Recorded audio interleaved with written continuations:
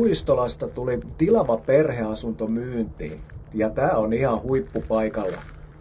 Ammattivalokuvaaja kävi stillit ottamassa ja tämähän on se mun homma tehdä sitten asunnosta siisti kuvauksia varten. Tähän ne ylimääräiset tavarat sijoitetaan. Kurkkauskaappeihin, mitkä luurangot ei yllätä ja täällä on tosi siistiä. Tää on kiva huomata. Kuvauksissa koitan miettiä aina, että mistä se ykköskuva ja kyllä tää kohta on se mun suosikkikohta.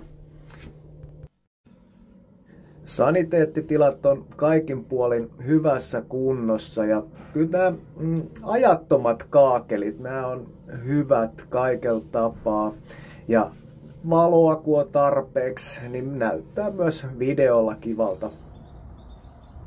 Kyllä tässä kelpaa kesäiltoja istua ja pääsee vähän suojaakin, jos sattuu sade yllättää.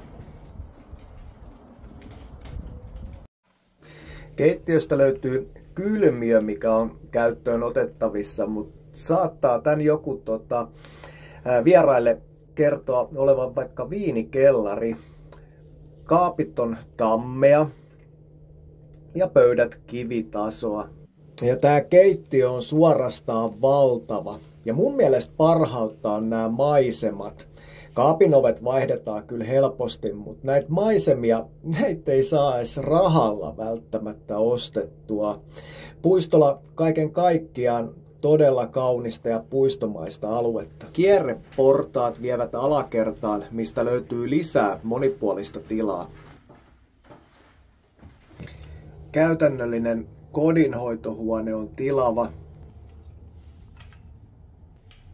Saunaosasto on remontoitu ja tummat lauteet oli vaikea kyllä kuvata tässä valossa, mutta kaikin puolin siisti fiilis ja tää heti valmis kiuas on ainakin oma suosikki. Täältä saat hyvät löydyt lenkin jälkeen nopeasti. Ja alakerrasta löytyy todella paljon moninaista tilaa. Joku tekee näistä varaston, toinen ehkä työhuoneen. Uima-allas ei ole ollut käytössä alakerran remontin jälkeen. Mitä sinä tekisit tälle huoneelle? Takapihalta löytyy hyvin tilaa autoille ja tietysti oma autotalli. Ja tää nosto-ovi sähköisellä kaukosäätimellä on kyllä huippujuttu. Olisiko tämä sinun perheesi seuraava koti? Asuntoasioissa ota yhteyttä markkumutanen.com.